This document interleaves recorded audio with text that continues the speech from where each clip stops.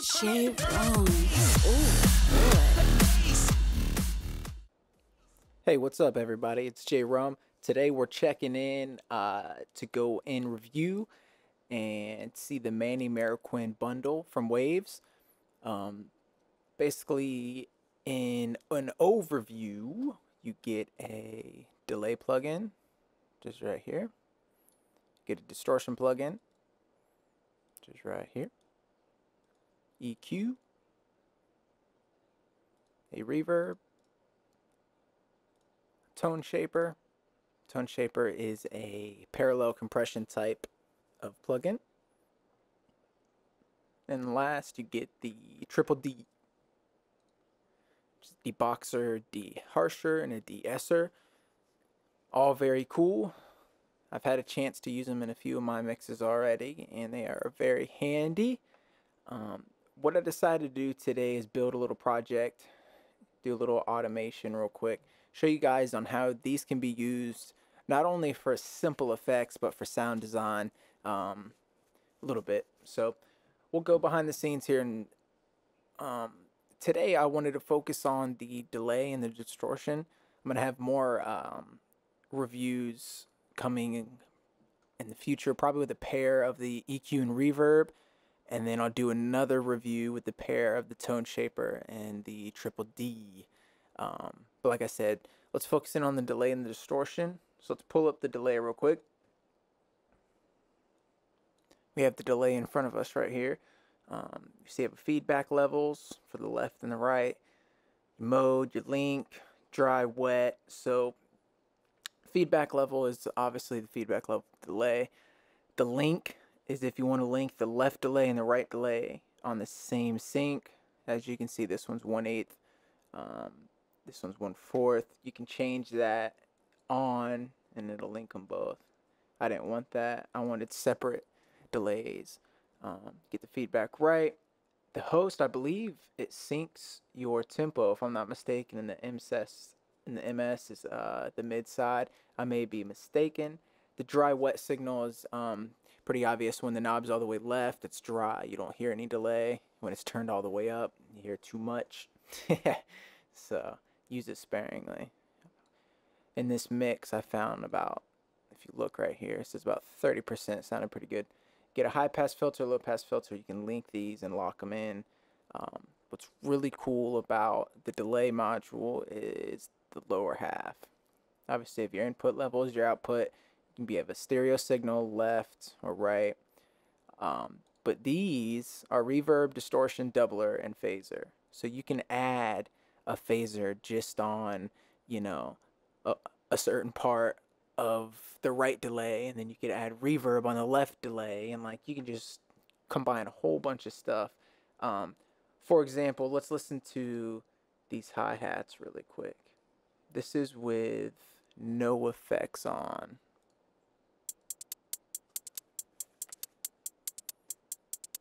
Not bad, but let's throw this back on. And all I'm doing right here with the effects is the same thing as this. Just turn on and off. So it's back on. Now let's listen. I'll bypass it.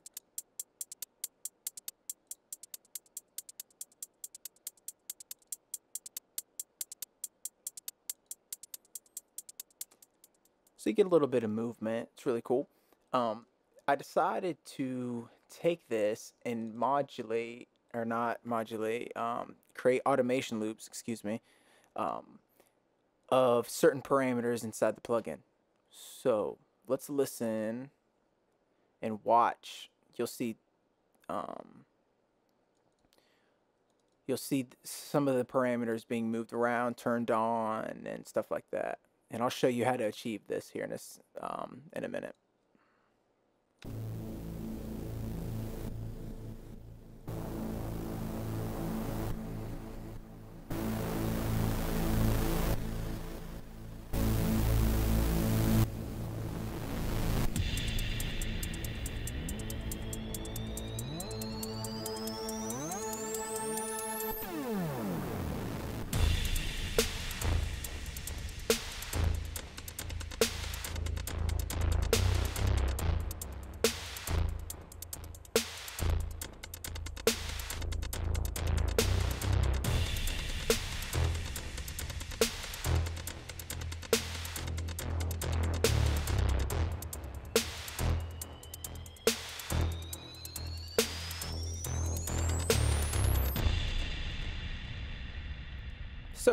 pretty cool. But let's say you wanted to start something new and you wanted to add some automation loops. How would you do that? So we'll just take everything and delete it. We'll start brand new. We'll start on track 10. So let's just pull up this.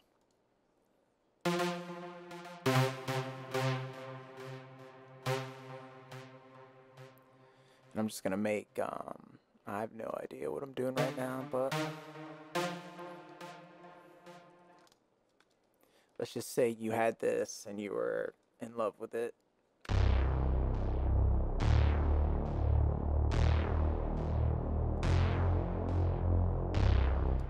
Alright, so you want to automate. You want to have some of this effect come in only on, let's say, this final 2 bars right there. You want to just have those effects come in. So you can either modulate the plugin itself or parameters inside the plugin. So let's leave it on. Let's just choose a preset for fun. Let's see what it sounds like.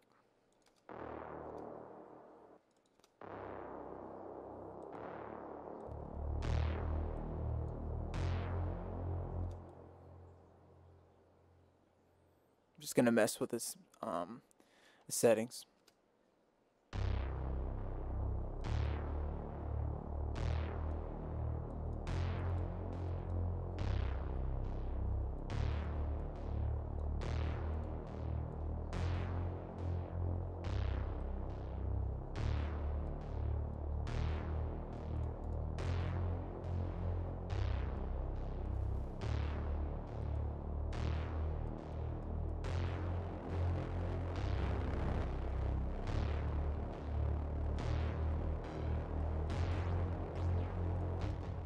Alright, so that sounded pretty cool, but you want to automate it. So what you would want to do is, if you don't want the distortion to be on the whole thing, come to the plugin, just turn it off and on again. So that's the last button that you pressed. Go up to your tools, select last tweaked, and go to create automation clip. It's going to open up in your playlist. So since we're automating it on and off, you could do it either like this and it'll turn on eventually, or you can have it turned on and then turned off. So for this example, we're just going to leave it on. And we'll have it, what I like to do is, if I don't want it at the beginning of the clip, I'll just cut this, drag it over, make it unique, make sure it's on 0, make sure you delete all these, and you only want it to turn on this last 8 bars. So let's hear what that does. And as you can see, it's not turned on yet.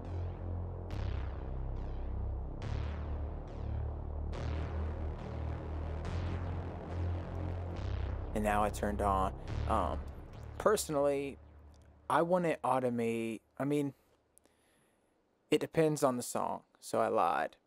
I want to automate this. I would automate either the send or the actual like input to like drive the distortion up, you know what I'm saying?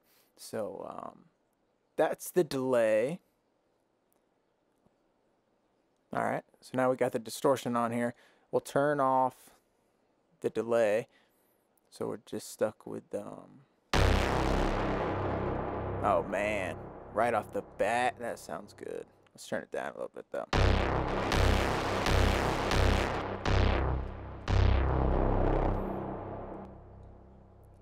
So automatically, I would automate this just for fun. Let's bring the bass back.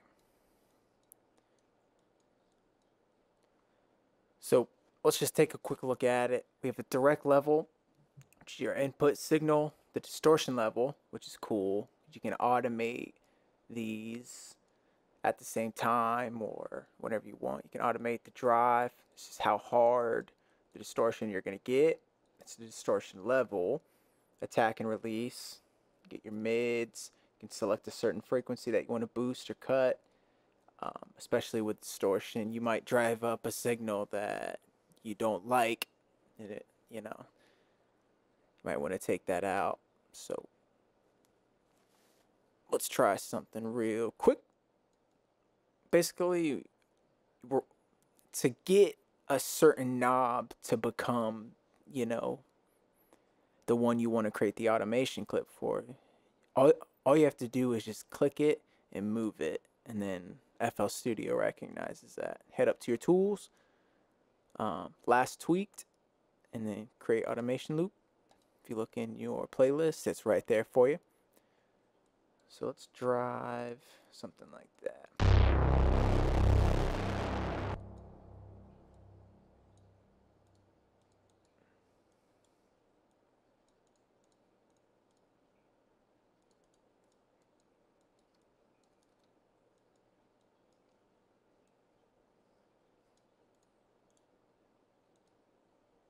And what I'm doing is I'm just creating some automation clips of the drive knob.